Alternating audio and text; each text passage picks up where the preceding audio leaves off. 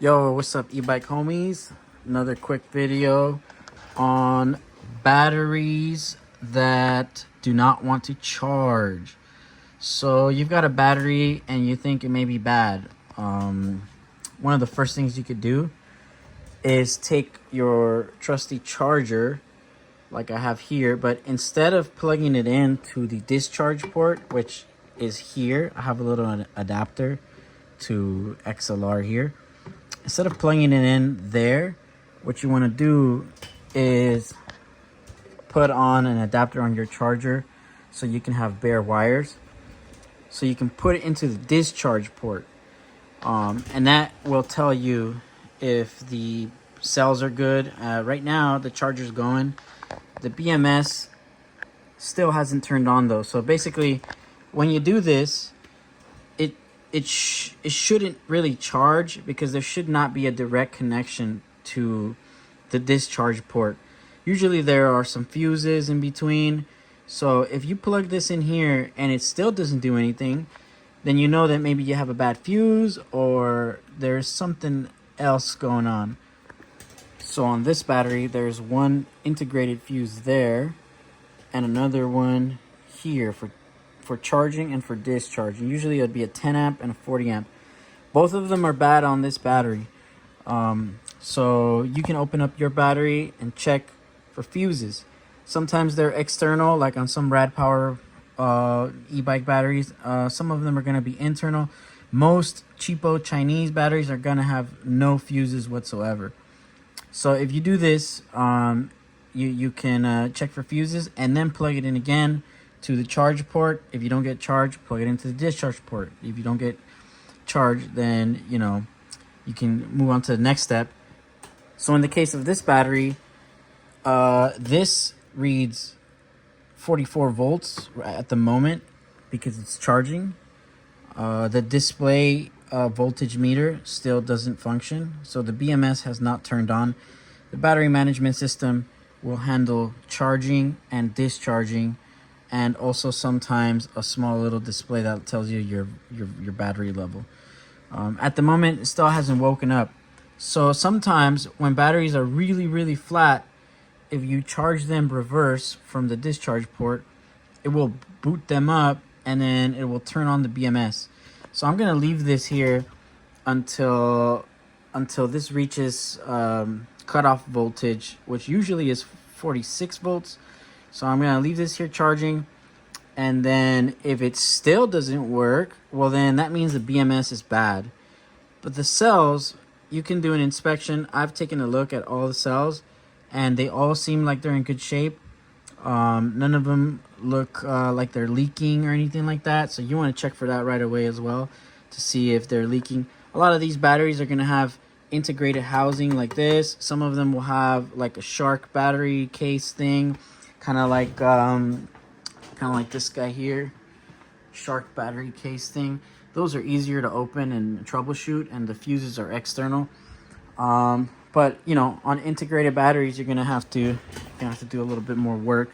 But yeah, inspect all the cells, check everything, and then if this still doesn't work, if the cells are okay and the BMS is bad, then you can chop the BMS out. You can replace it, or you can bypass it, which is a little bit dangerous considering it's not gonna balance the cells, but it'll work for a little while. I don't recommend you do it, but if you're in a pinch, you could remove the BMS altogether. It will still charge and discharge if you just bypass it.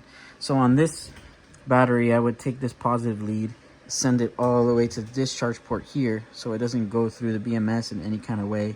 At the moment, it looks like this battery doesn't function. So I'm just gonna let the customer know this one is dust. So here is the BMS completely removed. This one's quite large. Some of them are really small. Yeah, you can so I'm actually gonna bypass this for the customer, but I don't recommend it. But basically that's what it looks like. The battery is quite simple. Otherwise, it's just gonna have a positive lead there and a negative lead on the other side here. So I'm gonna solder on some new leads for the discharge port, and it's gonna be good to go. And you can always peel this back and really look carefully in here and making sure that all the cells look like they're in good condition, just to make sure that it was only the BMS that was faulty. But yeah, that's how you bypass the BMS. Maybe I'll show the job done once it's bypassed.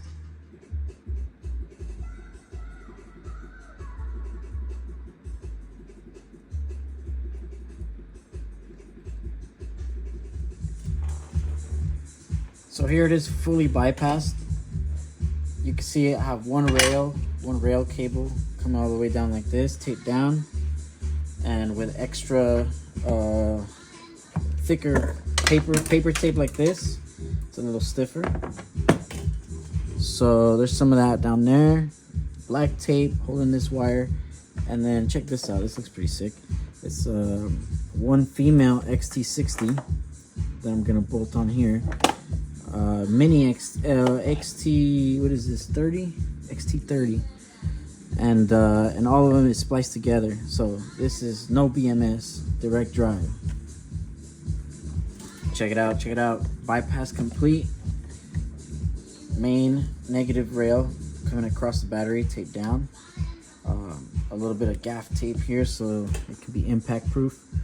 And then we've got these silicone heat wire, and that everything's spliced in with an XT30 connector and an XT60 connector, a female bolt-on like this, and that'll give us charging and discharging. So right now I'm going to check the voltage. So I have an adapter plugged in, a barrel adapter that I'm going to plug into the charge port, and then this will allow me to plug into my charger. But before I do that, I want to make sure the polarity is right, so I'm going to give it a quick reading.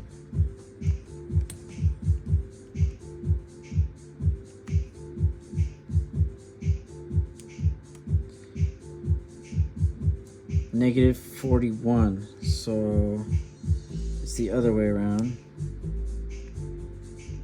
So positive is rail 1. Cool, now I can confirm if that's positive on my charger, and then I'll go ahead and plug it in. On the XT60 output, we've got 41, we got proper voltage, so this one's also good. So now I'm gonna go ahead and put it back together. It's gonna be sick. Moment of truth, we've got the charger, 48 volt, plugged into the adapter to barrel.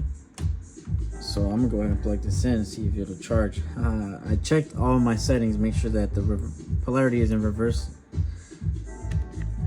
Oh yeah, I got it right. That always feels good when shit doesn't blow up.